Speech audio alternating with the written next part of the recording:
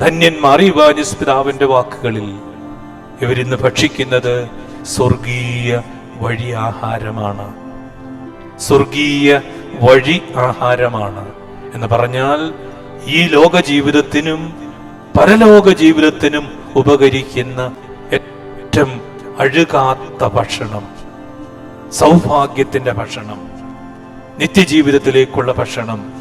അതുകൊണ്ടാണ് യോഹന്നാന്റെ സുവിശേഷൻ പറഞ്ഞത്, എന്നെ ഭക്ഷിക്കുന്നവൻ ഒരിക്കലും മരിക്കില്ല.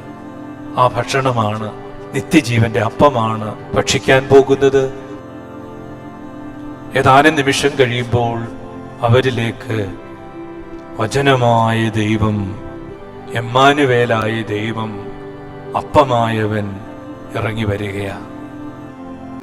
ഈ അപ്പത്തെ നോക്കിയാണ് പത്രോസ് പറഞ്ഞത്, നീ ജീവനുള്ള ദൈവത്തിന്റെ പുത്രനായ മിശിഹ.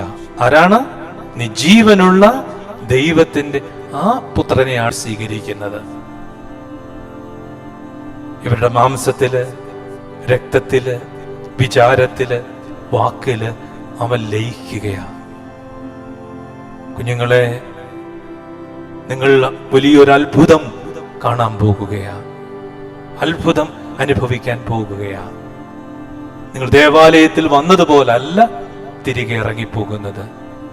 അറിവോടെ ആഘോഷമായി അവനെ സ്വീകരിക്കുകയാണ്. നിങ്ങളുടെ സർവശക്തനായ ദൈവത്തെ, നിങ്ങൾ സൃഷ്ടിച്ചവനെ, ഒരു എറുമ്പിന് പോലും ഒരു തുമ്പിക്ക് പോലും എടുക്കത്തക്ക രീതിയിൽ ചെറുതായവൻ ഈ കുഞ്ഞുങ്ങളുടെ നാവിലേക്ക് ഇറങ്ങി വരികയാണ്.